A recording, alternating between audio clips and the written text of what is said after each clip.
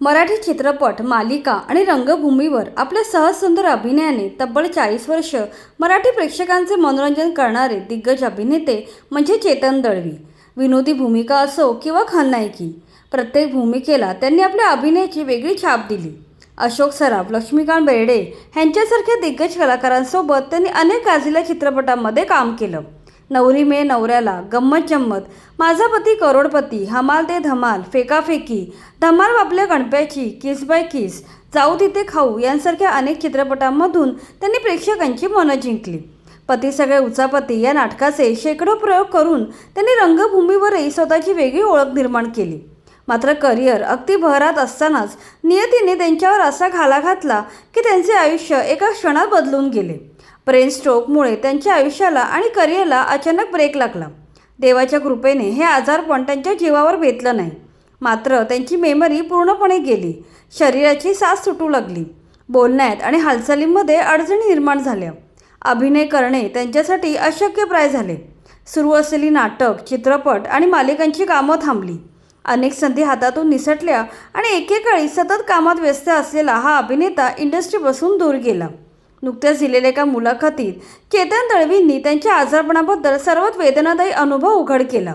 मृत्यूच्या दारातून परत आल्यानंतर त्यांना सर्वाधिक दुःख झालं ते त्यांच्या जवळच्या मानलेल्या मित्रांच्या आणि सहकलाकारांच्या वागण्याचं. यशाच्या काळात सतत अवतीभोवती असणारी माणसं त्यांच्या कठीण काळात मात्र साधा फोन करून विचारपूस करण्यासाठीही पुढे आली नाहीत. लाईमलाईटपासून दूर गेल्यावर माणसालाच लोक कसे विसरून जातात ह्याचं वास्तव त्यांनी अत्यंत शांतपणे पण तितक्याच वेदनेने मांडलं. चेतन दळवी म्हणाले की एकेकाळी लक्ष्मीकांत बेर्डे, रवींद्र बेर्डे आणि विजय चव्हाण यांसारखे मित्र हक्काने फोन करून विचारपूस करायचे, पण त्यांच्या निधनानंतर अशी माणसंही उरली नाहीत. आता प्रत्येकजण आपल्या कामात आणि व्यापात इतका गुंतला आहे की जुन्या सहकार्याची चौकशी करण्यासाठी कोणाकडे वेळच राहिला नाही. काहींनी तर मी आता कामच करत नाही असं समजून मला पूर्णपणे विस्मरणात टाकलं, अशा शब्दात त्यांनी आपल्या भावना व्यक्त केल्या.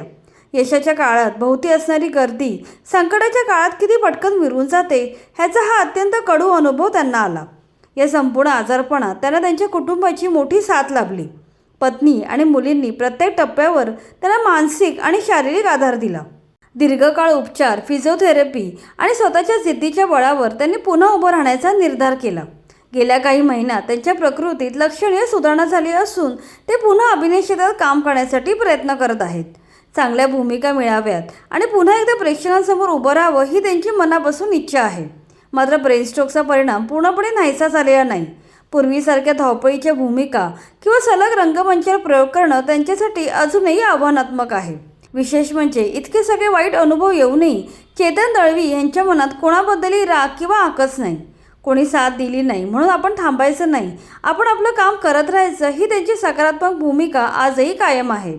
आज या वयात त्यांचा हा सकारात्मक दृष्टिकोन आणि लढाऊ वृत्ती सर्वांसाठी नक्की प्रेरणादायी आहे.